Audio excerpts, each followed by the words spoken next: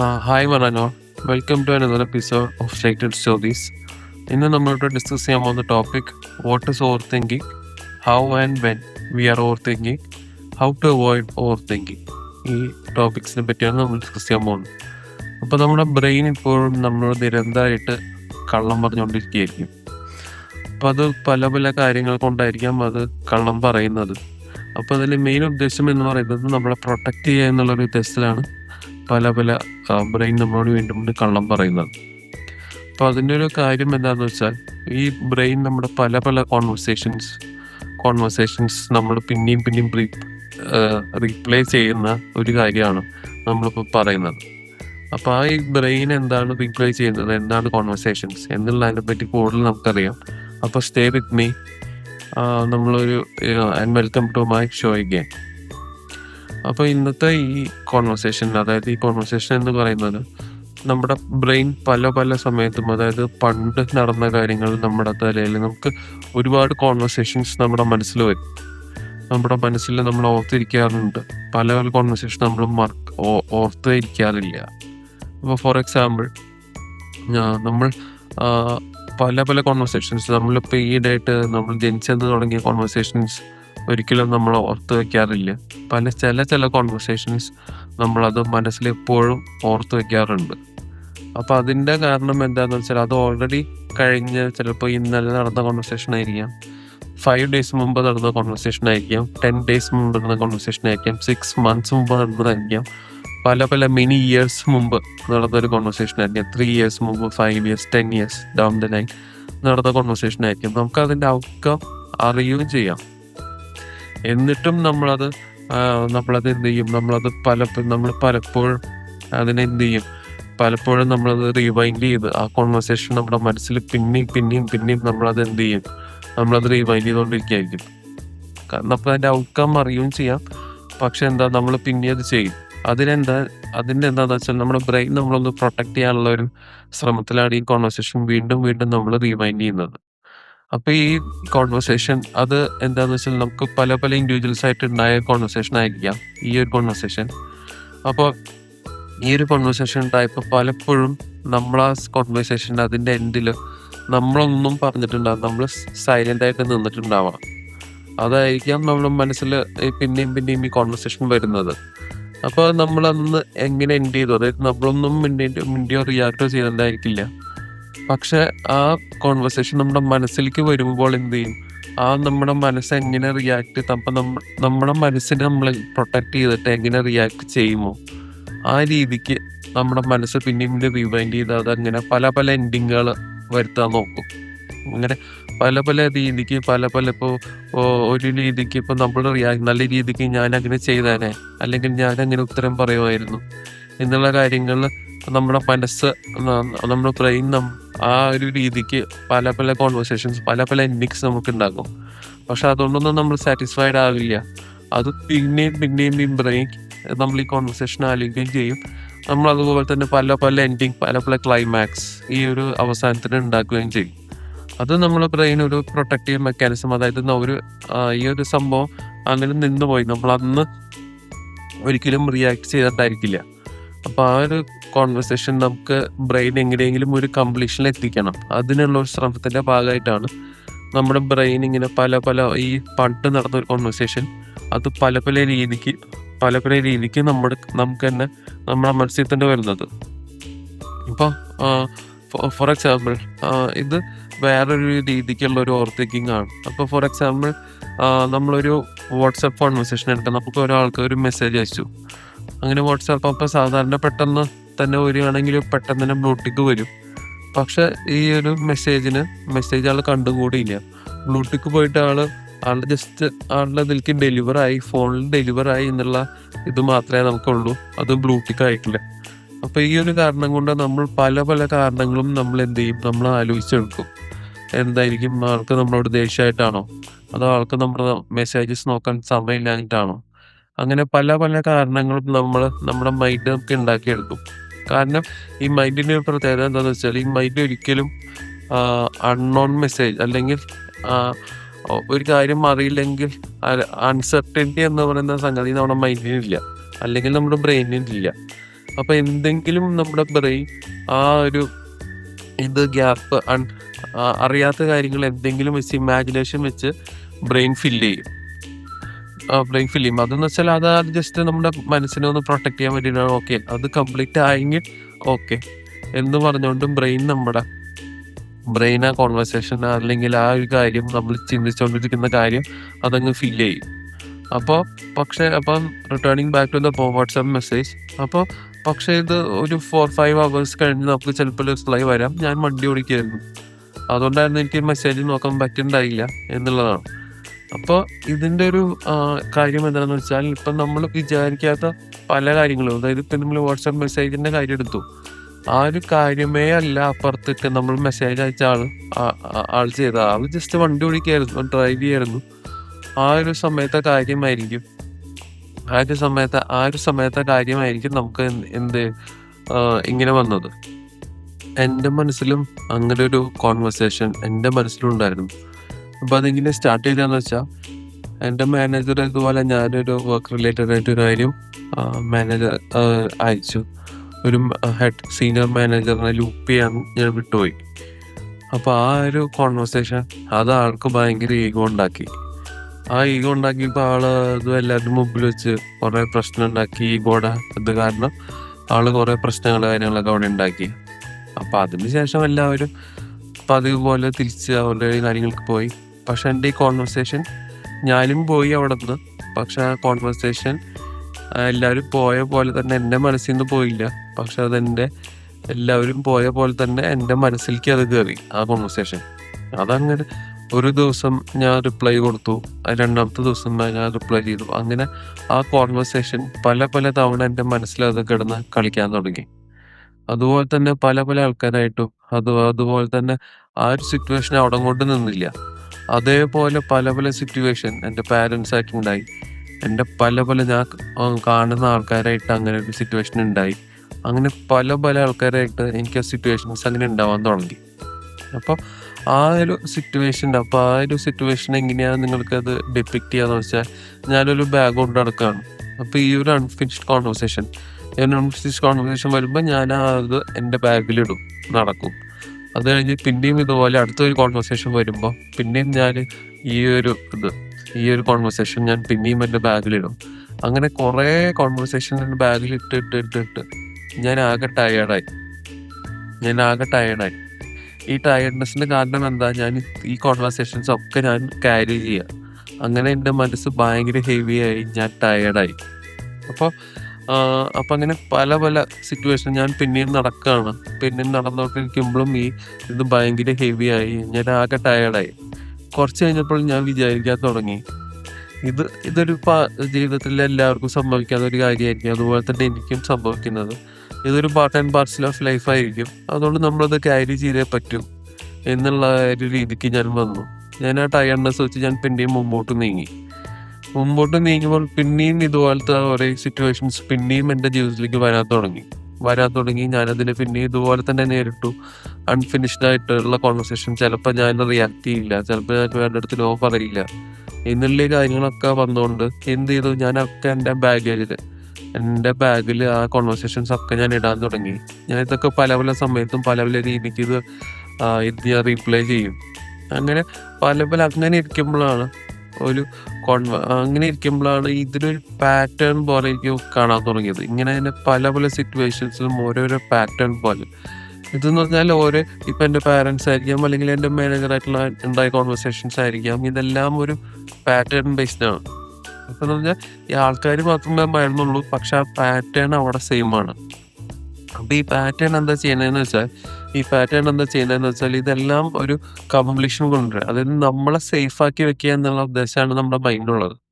അപ്പോൾ ഈ പല രീതിക്ക് കോൺവെർസേഷൻ വരുമ്പോഴും നമ്മളത് റീപ്ലേ ചെയ്യുമ്പോഴും എന്താ സംഭവിക്കാന്ന് വെച്ചാൽ, നമ്മുടെ ആ കോൺവെർസേഷൻ നമ്മളെങ്ങനെ സേഫാക്കി വെക്കാം എന്നുള്ള രീതിക്ക് കോൺവെർസേഷൻ എൻഡ് ചെയ്യിക്കും. അതാണ് നമ്മുടെ ബ്രെയിൻ മെയിൻലി നമ്മളെ ഹെൽപ്പ് ചെയ്യാൻ ശ്രമിക്കുന്നത്.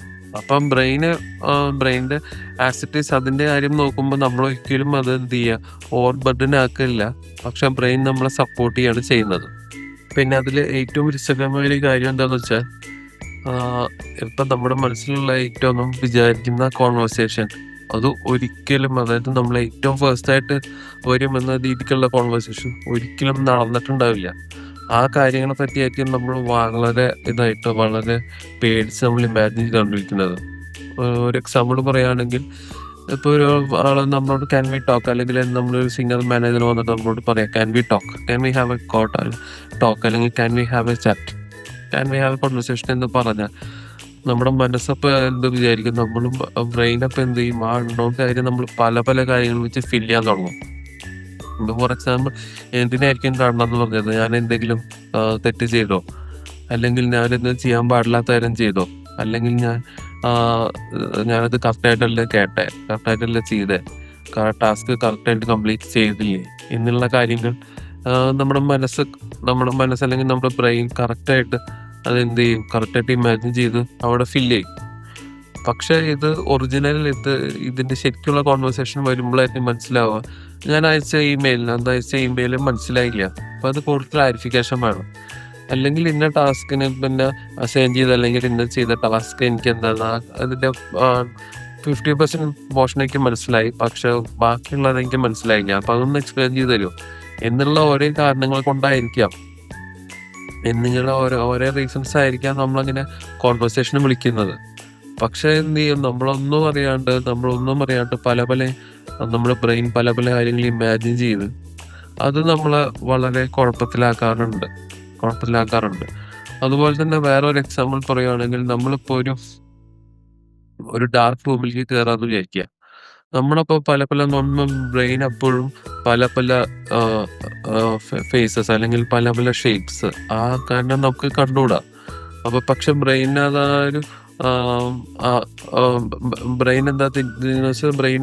എങ്ങനെയെങ്കിലും അൺനോൺ ആണ്.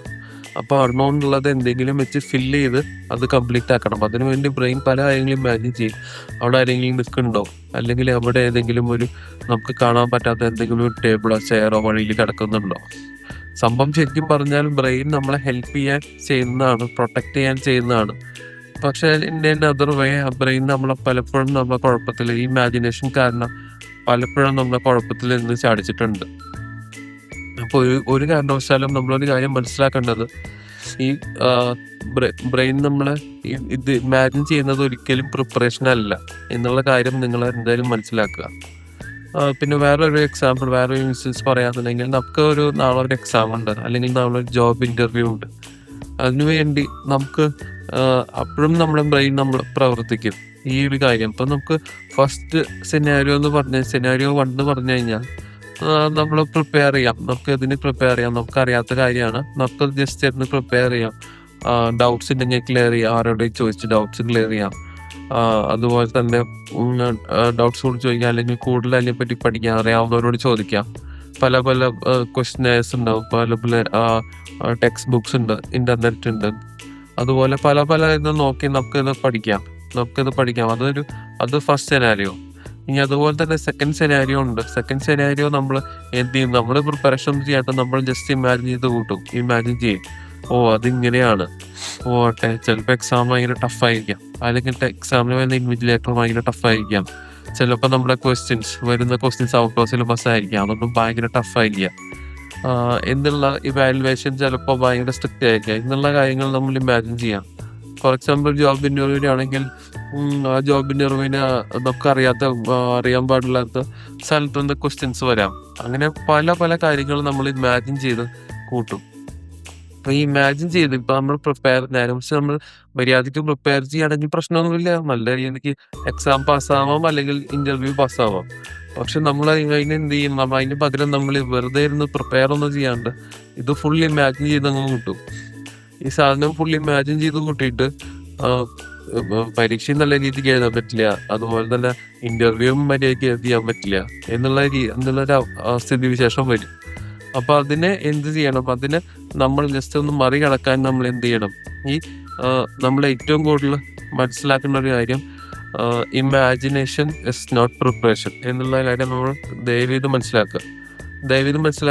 അതിനുശേഷം അപ്പൊ ഏറ്റവും നല്ലത്, ഈ ഓവർ തിങ്കിങ് എന്ന് പറയുന്ന ആ ഒരു കാര്യം ഏറ്റവും നല്ല ഏറ്റവും നന്നായി ചെയ്യണമെങ്കിൽ എന്ത് ചെയ്യണം? അത് നമ്മൾ അടുത്ത സ്റ്റെപ്പ് വെക്കണം. അതായത് take your courage, move to the next step.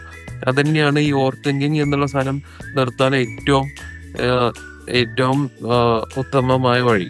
മനസ്സിലാക്കാം. അപ്പൊ ഈ വെറുതെ ഒന്ന് ഇമാജിൻ ചെയ്ത് അത് വരുമോ, ആൾക്കാരെന്ത് വിചാരിക്കും, അത് ടീച്ചർ എന്ത് വിചാരിക്കും, ഞാൻ ഇന്ന ആൻസർ ചെയ്ത് കഴിഞ്ഞാൽ എന്ത് വിചാരിക്കും എന്ന് വെറുതെ ഇമാജിൻ ചെയ്യണം. അതിൻ്റെ ഭേദം ടേക്ക് യുവർ നെക്സ്റ്റ് സ്റ്റെപ്പ്.